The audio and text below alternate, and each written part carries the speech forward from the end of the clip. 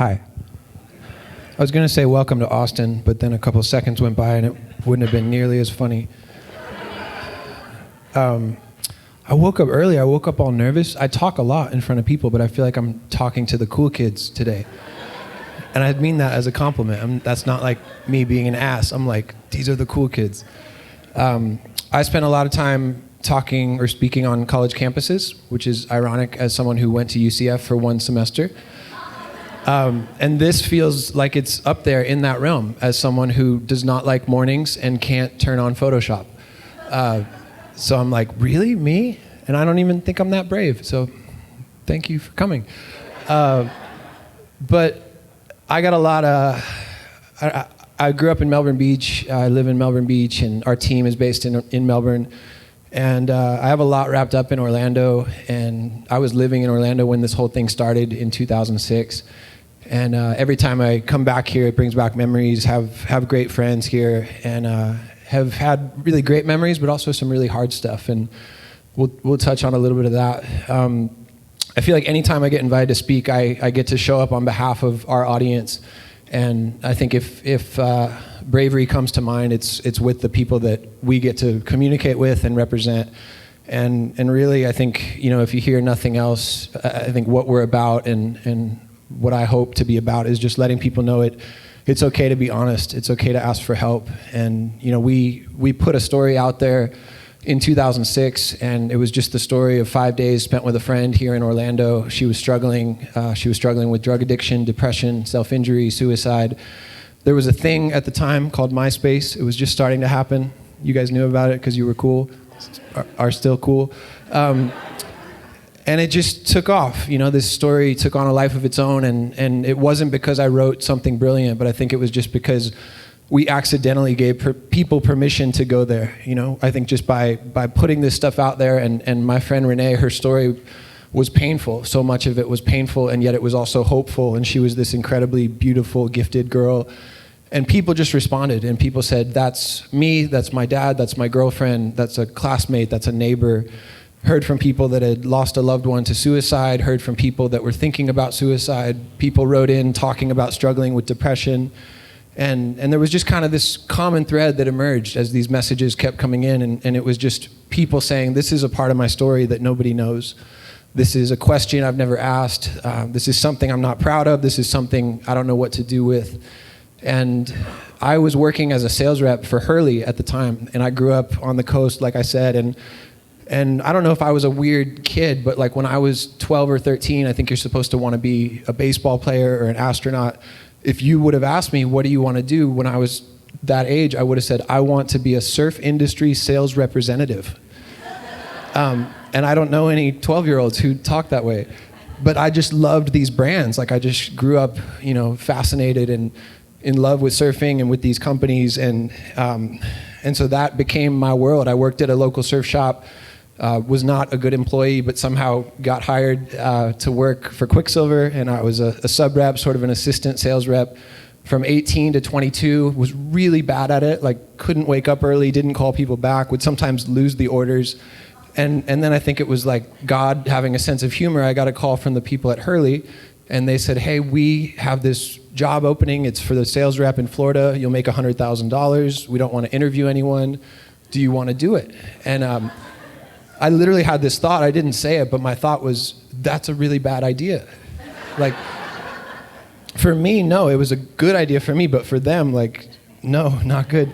But I didn't say that. I took the job, and that's what I was doing. I did that for the next 4 years until I met Renee through a mutual friend. And when we put this story out there, we were just so surprised, as I said, and it was just so cool. And we've been at it ever since. And I guess kind of a moment of of bravery for me, at least in terms of kind of a career crossroads, was when I had this job that, everyone thought was so cool. Like I had this great identity, the money was good, I was kind of my own boss, I had a lot of freedom. And at 26, because of this thing that was starting to take off, it was hard to explain, it was hard to articulate or predict, but I felt like I needed to give this job back, and which it's called quitting, but I'm here to return my job. I just felt like I needed to do this other thing, and I felt like there'd be a line a mile long of people who wanted my Hurley job, and they would probably do it better. And I wondered if I was supposed to do this other thing, and I couldn't, I didn't know what it would look like in a year or 5 years, but I just felt like maybe I had the chance to bring my heart to work, and maybe I had the chance to do some things that I believed in, and maybe we could see people get help, and we could even see people stay alive. And I felt like if that could be my life, if that could be my job, that was just too special to walk away from. And I think if them hiring me at 22 was hard for some people to swallow, I think me quitting at 26 to run a MySpace page was equally strange. And then we've been at it ever since. And if you kind of fast forward from then to now, we've been able to build a team. For the first year, we were under the umbrella of another charity, and it kind of gave us a big brother that we could lean on and learn from. And these messages have continued to come in. And at first it was MySpace and Facebook and Twitter and Instagram and Tumblr and emails and notes and letters, and if you add it all up, we've heard from more than 200,000, or we've responded to more than 200,000 of these messages. They've come in from more than 100 different countries. Sometimes it's people in crisis, it's someone wanting to help someone they care about, but maybe they don't know how, or they don't understand the circumstance that their friend is living in. And we find ourselves in this really privileged position of kind of meeting people in these moments of bravery and trying to let them know that they're not alone, trying to let them know that this stuff, it's okay to talk about. It's just part of being alive on this planet. It's part of being human. And it seems like this bravery thing is contagious. I think, I love that I said it earlier, but I feel like we accidentally gave people permission to go there. And it's been so cool to see other people want to join that conversation. And I don't know a ton about this group or you guys, or obviously you as an individual, but I joked earlier, but I have so much respect for what you guys do, and it's something that we truly value. And in the beginning, when this whole thing started, I had the idea to print and sell t-shirts, not to start a nonprofit or a brand, but just to try to sell a few to help my friend pay for treatment. And my sort of simple rocket science idea was, if the t-shirt looks cool, we could sell more of them. That was the idea. And as I said, I grew up around these brands and thought that they made cool t-shirts. And so a friend and I stayed up really late one night here in Orlando, and I just had this idea that this t-shirt could be bold.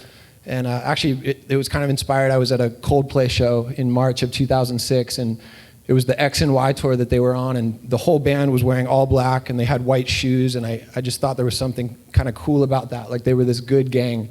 And so that sort of inspired these black and white t-shirts, and had the idea to print the story on the inside, and just wondered if somehow a t-shirt could be more than a t-shirt. But I don't think I'd get to be here today. I don't think the thing would still be going if not for how things look and feel, and for us valuing that, and hopefully that speaks to the work that you guys do.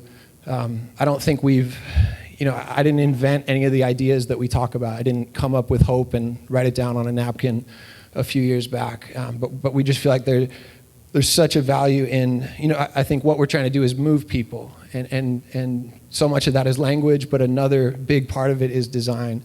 And so I guess I just say that to hopefully try to encourage you, and I hope that you feel like you get to do work that you believe in, and I hope you feel like you get to bring your heart to work, and maybe some of you can relate to that crossroads.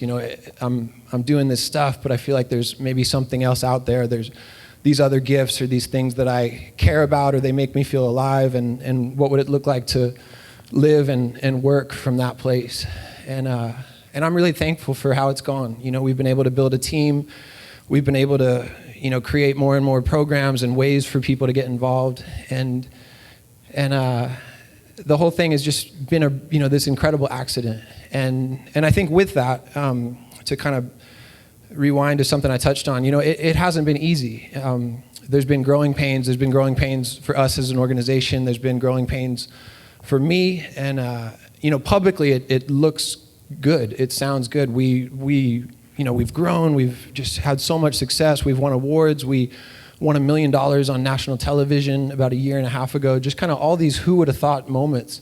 And then for me, privately, and even some of it connects to Orlando, like there's been pain as well. There's been broken relationships. There's been times when I felt in over my head and wondered, oh, am I supposed to fake it? There's been really, really hard things along the way. And I think looking back, times I wish I would have just been smart enough to put a hand up and just say, I don't know, or I'm not doing well, or I'm sorry, I was an asshole last year. You learn those things, and I'm thankful that there's grace, that I get to stand here today, and also that good things can happen in time, that forgiveness happens, that healing happens, and these aren't just ideas for other people, for these, public people who are struggling, but these are things I've had to wrestle through in my own life, and even learning about, it's one thing to stand on a stage and tell people it's okay to get help, to tell people it's okay to be honest, to tell people they need a support system, and it's another thing to live that out in your own life. I get up so many nights and tell people they need to be known and they need to be loved and they deserve that and they deserve real friends and it's okay to get help. But I had a bunch of years were going by where I needed those things, but I hadn't yet taken those steps. And so that was kind of another part of my story of just having to say, hey, what would it look like to take some of our advice or even take some of my own advice? And I think for a while I was really wrapped up in wanting the whole thing to be impressive. And I think sometimes when cool doors start to open, it's easy to sort of just expect that that's how it's supposed to go, that every 6 months, every year, there's supposed to be something awesome that happens. And you kind of judge yourself based on your appearance from the public or through the eyes of people who don't really know you. And the real thing, like your real life, your real heart, I think can take a back seat. And I'm actually thankful, February will be 8 years, so it's a good chunk of time, but I feel like I'm less and less interested in being impressive and kind of more and more interested in things that are real and just real relationships, real friendships, my relationship with my family, my own health, and what does it look like to take care of me, not to just tell everyone else these ideas, but what does it look like to sit across from a counselor when I need to do that. And I don't know, I get excited, and I think too, it's funny, the bravery thing, I feel like I'm in over my head, like, man, they should have got a soldier or a police officer or any number of more qualified people. But I think I see bravery, in other ways. I got friends that have families, and to me, like, it's brave, it's powerful when my friends choose to be a good husband or a good dad, and I think sometimes maybe even you guys can relate, like, we think things are supposed to be publicly epic, everything's supposed to be impressive and, like this perfection and these perfect careers and doing great work that gets noticed, and I think I get more and more excited about things that maybe some people would call small or think of as small, and just to say that, man, commitment is a brave thing, and really loving people and really knowing and being known by a handful of people is a brave thing, and so I guess as I get further down this road, I get excited about that stuff, and I'll close with this, and then want to open it up to hear from you guys, but I feel like it's easy to think I'm supposed to just talk about creative stuff, but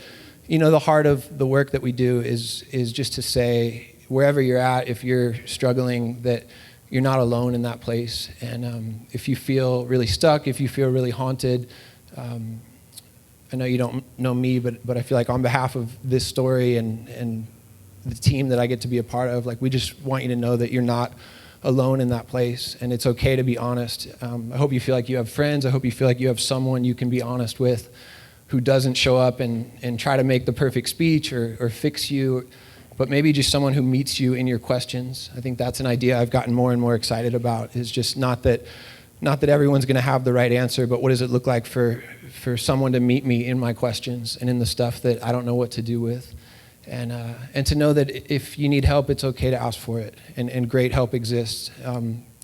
Central Florida is a unique place for us because we invest in counseling every month here. We've been doing that for years. There's a place called Solace Counseling in Thornton Park, and we're able to give money that turns into scholarship dollars for people who need help.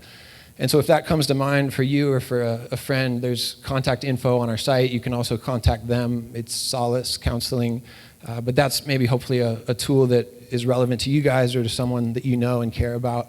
Because I hope maybe I said something remotely okay or encouraging, but I think the thing that gets us the most excited is when we hear the stories of someone getting help and someone feeling less alone. And we just hear countless stories of lives changing and people beginning to let go and beginning to believe better things. And so that's the stuff that gets us excited, and that's the stuff that keeps us going. And I have no idea how long that was, but I'm going to leave it there. And thank you, guys.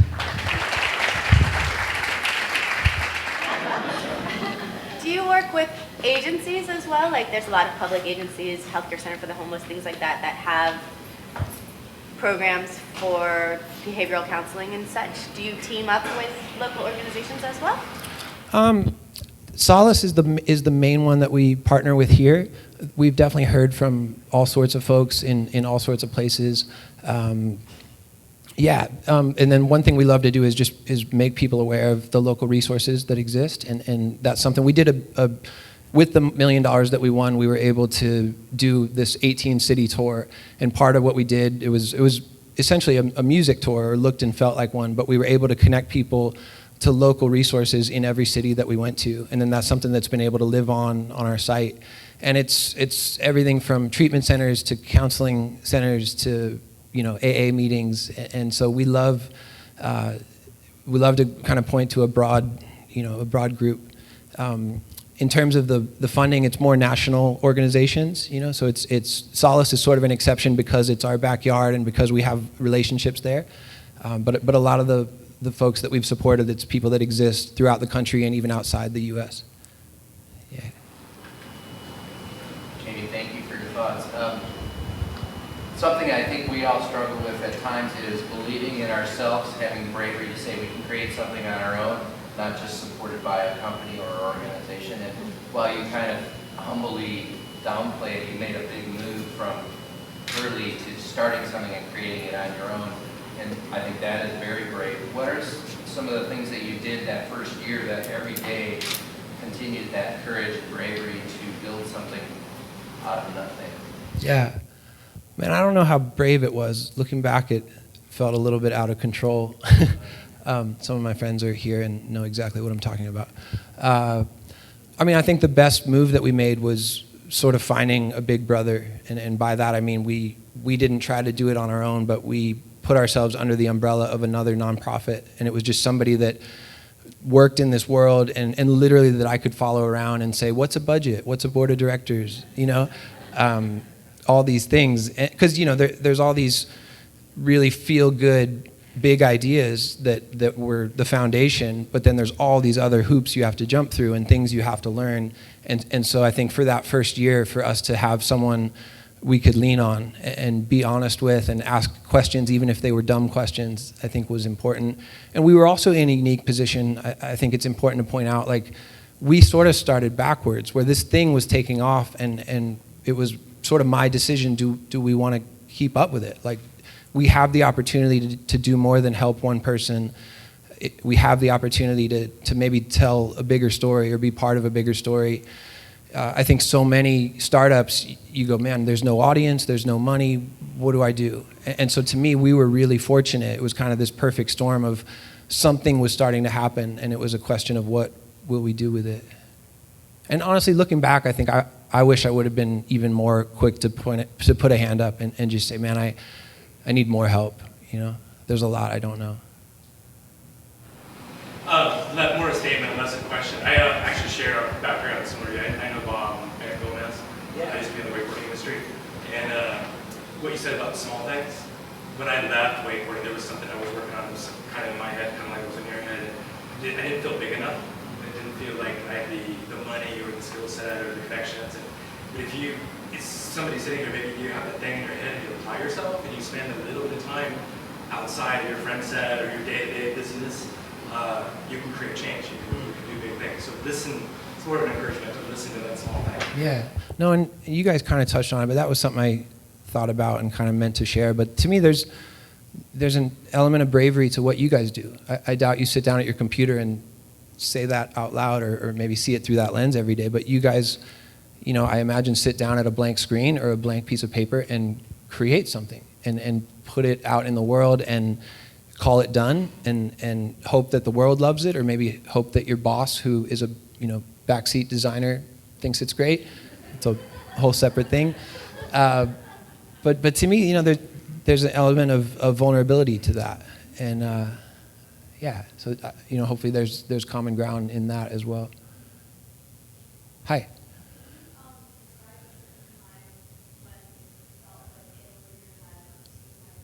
This morning, driving over here. Oh, she just asked, can you describe a certain time when you felt in over your head? There's been so many, but especially early on. I mean, there was a time when it was literally just me responding to these MySpace messages. And over the years, things have gotten healthier and more organized. And some of it's as simple as the weight that used to fall just on me now falls on a team. And not just our staff, but we have interns who come from all over the world. They go through training. They respond to the messages that continue to come in. So, in the very beginning, it was very lonely, and it did feel out of control. And I'm thankful that we were able to survive. And honestly, it feels like there was a lot of grace.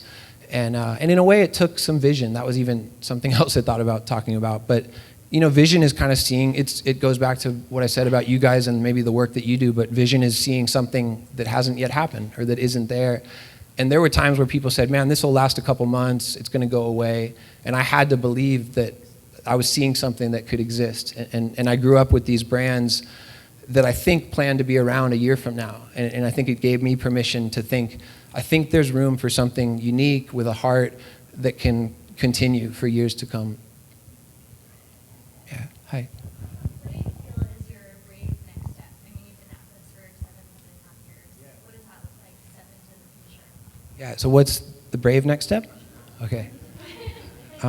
More. Yeah. What's interesting? I just took a sabbatical. I just took 4 months off. And it surprised some people. Sabbatical doesn't exist for everyone. People are like, are you a missionary? It's like, no. And then I went to LA, which is the least sabbatical place. You're supposed to go to a cabin in the woods. And I was like, not. But that was a cool chance to say, hey, I need a break. And the board offered it to me because it had been 7 years. And it's not that cool. Not everyone gets it. But it felt really healthy. And I was really glad to take it. I felt like I really needed it. And so I've only been back for about a month. So I'm kind of learning how to sit still and sit at a desk again. And I think just now starting to think about that. Our big annual event, which actually first happened at the Social, and then it evolved to House of Blues Orlando, and then when we won a bunch of money, we took it to 18 cities. It's called Heavy and Light, and we do that January, always around the start of the year, and the idea of change, and is it possible to, for things to be new. So that's something we're working on now. We're not able to do 18 unless you have $1 million, but we're doing Orlando and LA again. So I think we're at the House of Blues in Orlando on January 19th, which is a Sunday. And so I think I'm just now starting to think in that direction. Apparently I can't take another sabbatical this year. Yeah. Hi. Yeah, so Renee, it's funny, she was on my flight. She's living in Nashville right now, and she was on my flight 2 weeks ago, and we got to catch up and talk. And she's not on staff. She's not a staff member. She's, more than anything, pursuing music and singing in a band or a project called Bearcat.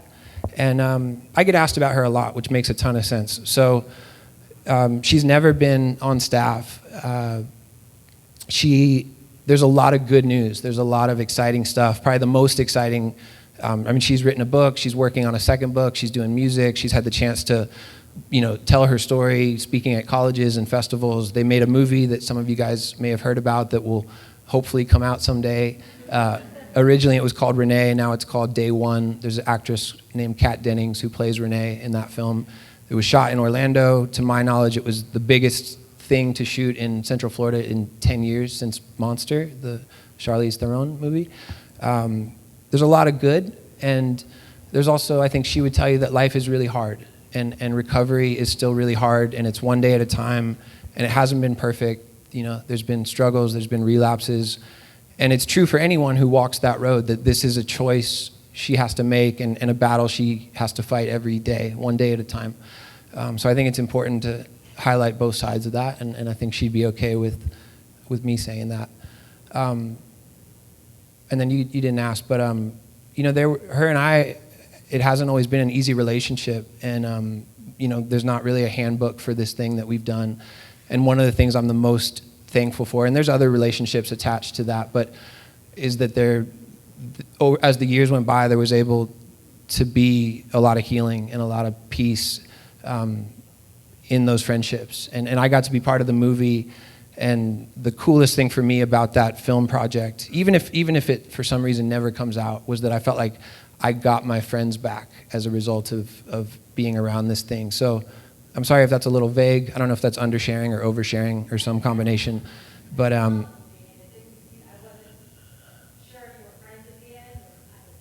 oh, yeah. There's a little bit of Hollywood to it as well. I'm like, do I talk like that? So, at least he's handsome. But no, I'm really thankful. The friend I lived with is a guy named David McKenna, who I know a couple of you knew, and lived in Orlando, did a lot in entertainment, entrepreneur, and he was in recovery, and he passed away in December, and was really the first close friend that I ever lost. And I think part of me hoping that people see the film is just so they can meet my friend David. I feel like he's the best character in the film. I told the guy who played me that, and he didn't like that. But to me, like, he really shines, and that's true to life. I feel like he was this extraordinary guy. To Write Love on Our Arms wouldn't exist if not for this guy. And I'm still walking through losing him, and every time I come to Orlando, I think about him. So yeah, I hope you guys get to see it. I've heard there's good news, but we need a movie poster at a movie theater. That would be good news. Cole. So like in the design world or the art world or even the nonprofit world, it's like everybody has an opinion of how you should do what you do.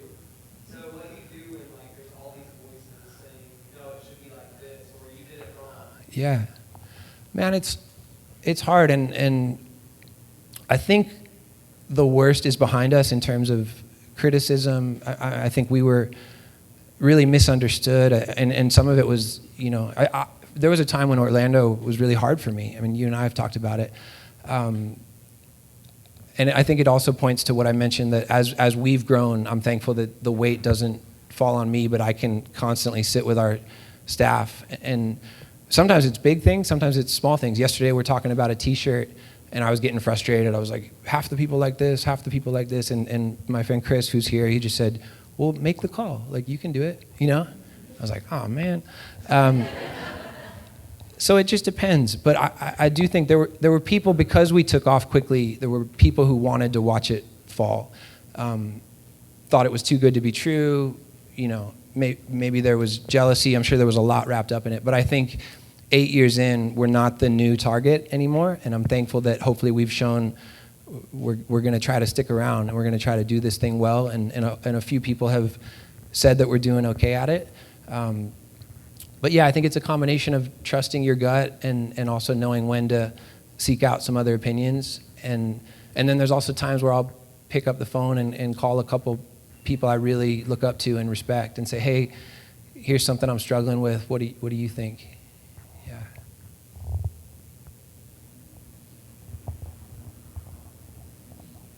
Hey, man.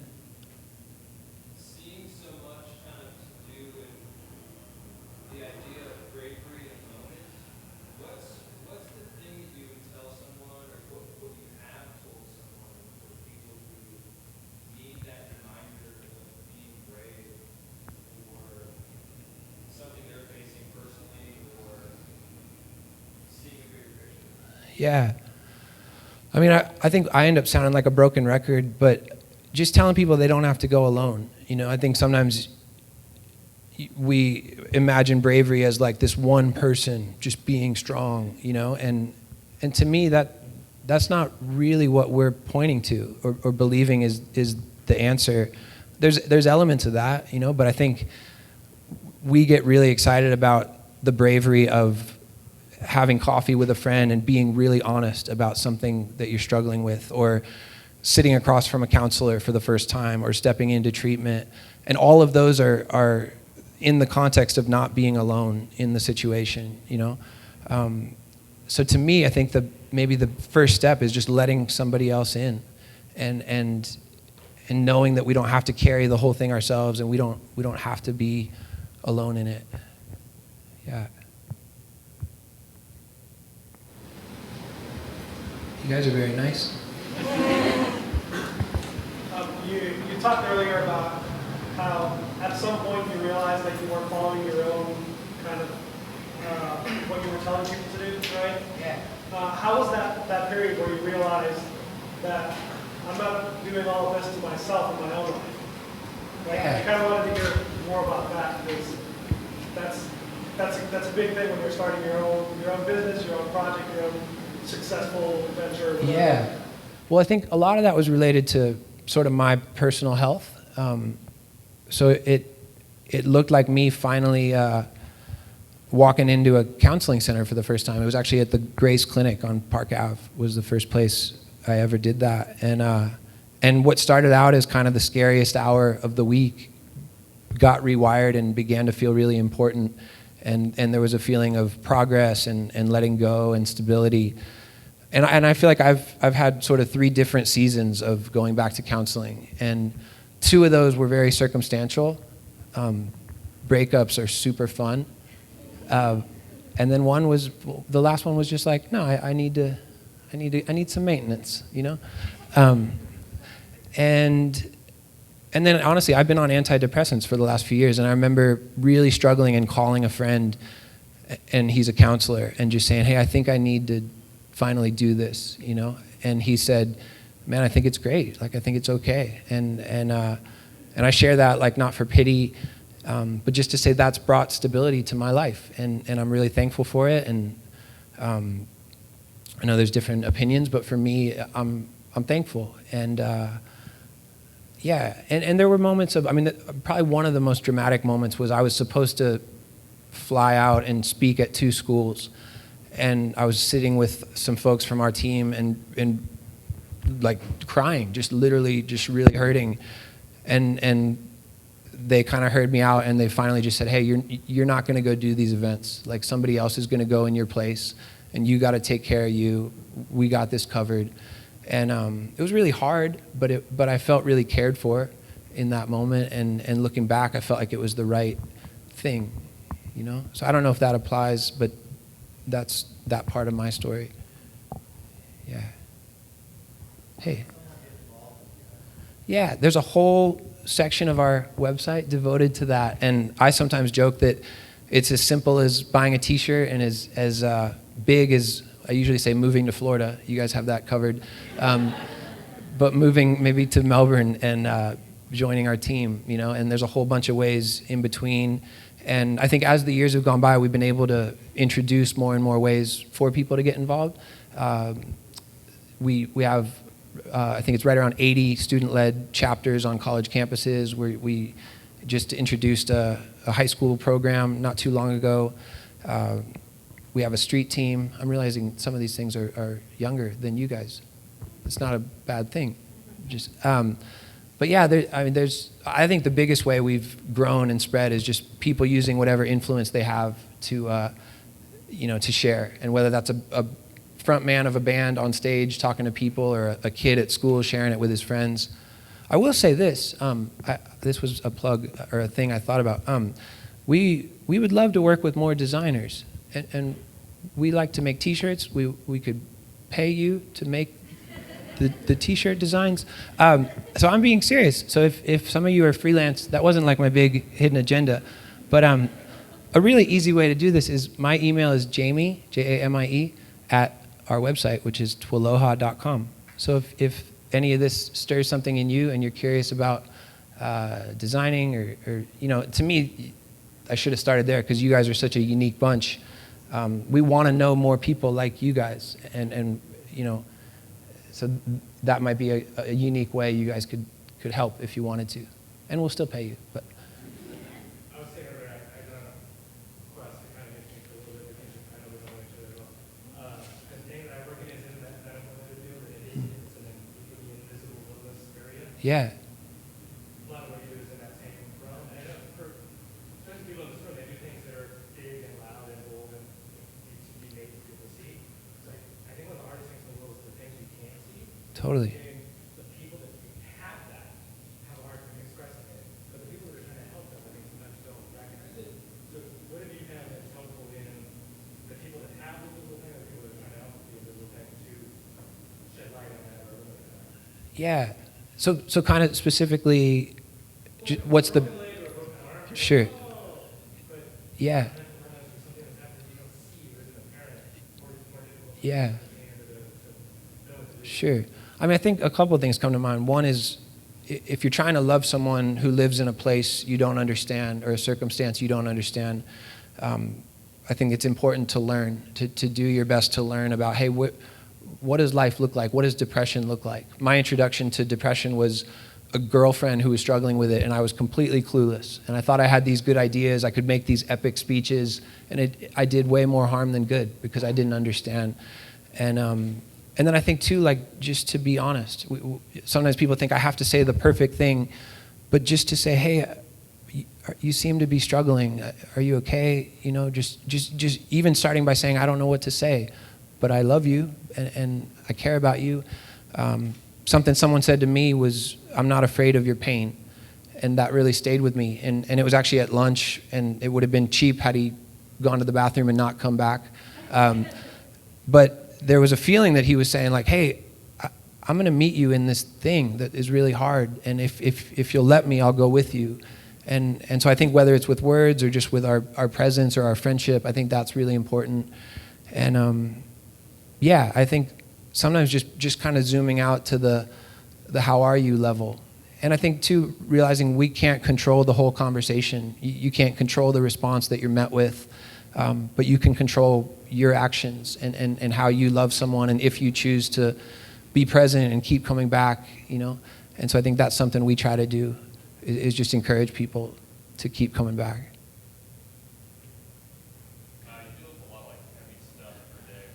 Do you have an escape, and then what is the value of that? Yeah, I really love to surf, and I think when I was a kid, surfing just felt fun, but now surfing feels really healthy. I sometimes joke that it's free counseling. I love music. I love film and books and friends. I think I've gotten better at, I don't see it as just a job, because obviously it is a big part of my life, but having some boundaries and being able to just, I think, really cherish the friendships that I have and the people I can be honest with. And yeah, and I also get to work with a couple really dear friends. I work with some of my family too, and I love that we can relate, you know. But surfing's a huge one, and then counseling is a good one. Actual counseling is good too. Yeah, I like music too. Hey. Hey, first of all, nice kicks. Oh, thanks. Thanks for always sharing those online. Hang on, can I tell you, I was with a friend recently, and he was playing music at the event I was speaking at, and he literally said to me, he goes, I can't wait for the day when you wear shoes I can respect you for. And he had on cowboy boots, and I was like, who says that? And then I was like, dude, if I wore cowboy boots, I would be faking it. Like, I would be playing a part. I like these shoes. So, thank you. A big part of what you do personally is public speaking, right? So would you talk a little bit about the evolution of your public speaking, but also could you talk a little bit about how you overcome the monotony? Because a lot of times you're saying the same things, right? So as a public speaker, how do you keep it fresh? How do you kind of go, all right, we got to get that passion back and share it? No, that's good.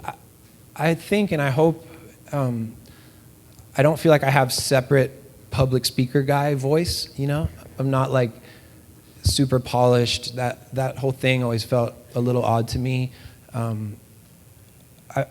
A friend of mine, one of my heroes, it's a guy named John Foreman from the band Switchfoot, said the goal is to be the same off stage as on stage, and I really love that, and I feel like he is that way in his life, and it's interesting because I do say a lot of the same things, but I almost feel like it's this talk that's been evolving over the years, and I've come to really believe in it, and I almost think it might be like if someone was on Broadway and they got to play this part.